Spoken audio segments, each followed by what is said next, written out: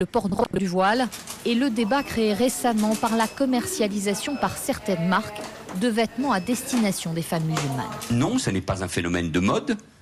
Non, ce n'est pas une couleur qu'on porte, non.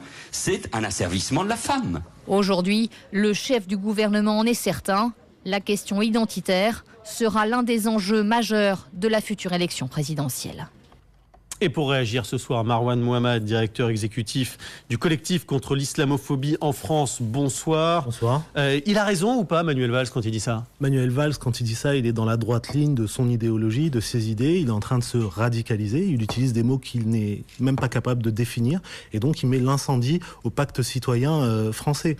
Il est en train de se radicaliser, vous nous dites ce soir. Vous avez conscience, évidemment, du mot qui est extrêmement connoté. Totalement. Et c'est pour ça que je l'utilise à dessein. Parce que le problème, à mon avis, dans la société française aujourd'hui, et notamment dans l'espace public, c'est que dans l'espace médiatique et politique de notre pays, on s'autorise désormais à dire des choses qui sont dans l'outrance. On a des ministres qui sont actuellement en fonction au gouvernement, qui font des déclarations, je cite, sur les nègres américains qui seraient pour l'esclavage, sur des femmes voilées. C'était une maladresse, elle s'est excusée depuis, Laurence Rossignol, là-dessus. C'est pas une maladresse, elle est revenue sur le qualificatif en d'abord confisquant la parole des premiers intéressés, et puis ensuite pour confirmer la marginalisation d'un autre groupe dans la société, à savoir notamment les femmes voilées, dont Manuel Valls, pas plus tard qu'hier, nous disait qu'elles étaient asservies.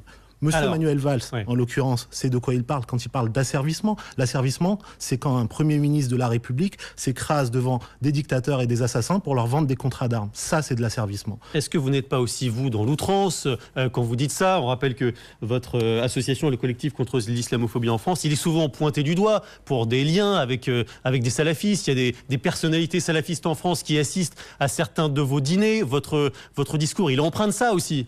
Est-ce que les salafistes ne sont pas eux-mêmes radicalisés? Vous le reconnaissez, ça, ou pas? On est dans une démocratie. Dans une démocratie, la règle, c'est la loi. Et donc, tant que quelqu'un n'a pas été condamné ou n'a pas été fautif dans ses discours ou dans ses actions, on considère qu'il est libre et innocent jusqu'à preuve du contraire. C'est pas un peu facile, ça, quand même? Il y a des propos, parfois, qui vous choquent forcément. Quand l'imam de Brest, l'ancien imam de Brest, dit que les enfants qui écoutent de la musique vont être transformés en porc, ne me dites pas que ça vous choque pas. On est autour d'une table et on est tous avec des opinions différentes sur des sujets différents. Le pari de la démocratie, c'est de croire qu'au sein d'une population aussi diverse que la population française, on peut coexister, on peut vivre ensemble sans être tous alignés sur les mêmes positions les uns et les autres. Donc je peux participer à une réunion avec des gens avec lesquels je ne suis pas du tout d'accord, des gens qui sont d'autres partis politiques ou d'autres opinions. Vous n'êtes pas d'accord, pour que les choses soient claires, vous n'êtes pas d'accord avec les salafistes qui disent ce genre de choses? Vous n'êtes pas d'accord avec les frères musulmans? Alors, sur les positions des uns et des autres, sur la base des discours, il y a un certain nombre de choses avec lesquelles je suis totalement pas d'accord. Que ce soit dans l'approche du vivre ensemble, que ce soit dans la manière de considérer les gens qui sont d'autres religions, que ce soit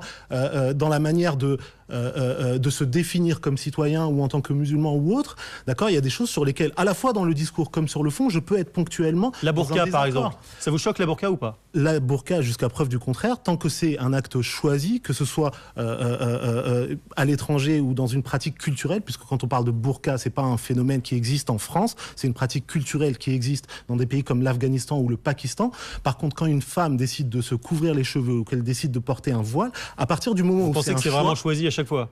Il faut les interroger, il faut interroger les premières intéressées. Moi, je note aussi que sur les plateaux télé, comme dans le débat public, les premières intéressées sont absentes. Donc ma position, c'est la suivante. À partir du moment où une femme est libre, comme elle est censée l'être dans notre démocratie française, qu'elle choisisse de porter une jupe, un pantalon, un foulard ou un t-shirt, c'est son choix. Et ce n'est pas un féminisme que de considérer qu'il faut leur dicter les modalités de leur manière de Refuser de serrer la main d'une femme, ça vous choque ou pas?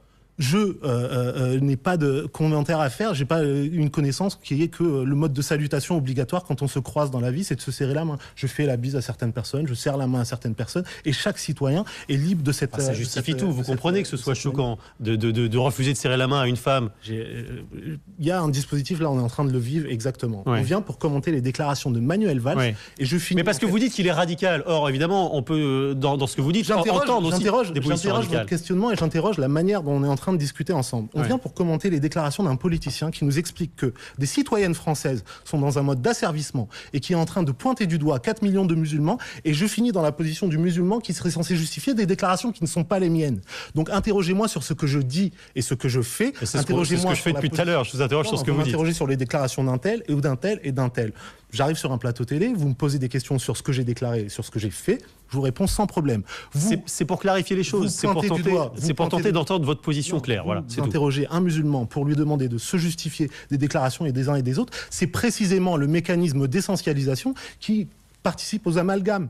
Donc si vous avez un intérêt dans la position de l'imam de Brest, vous l'invitez sur ce plateau télé, vous lui posez des questions. Si vous vous demandez ce que pensent les femmes qui portent le voile intégral ou le voile simple, vous les invitez ici, puisqu'elles sont les premières intéressées. Et si vous me posez la question en tant que responsable associatif de quelle est la portée des discours de Manuel Valls, je vous dis qu'elle participe à la stigmatisation des musulmans en France et qu'elle est indigne d'un Premier ministre. La vraie question aujourd'hui, c'est celle de la question sociale, de la question économique, de la question environnementale. Et peut-être que ce chômage, il suffirait de dire à Manuel Valls qu'il est islamique pour lui motiver, pour lui inciter justement à s'en occuper, à les gérer, puisqu'apparemment, il n'y a que le problème musulman qui lui intéresse aujourd'hui. Merci Marwan Mohamed pour être venu ce soir dans la newsroom sur LCI. On va parler maintenant d'un tout autre sujet.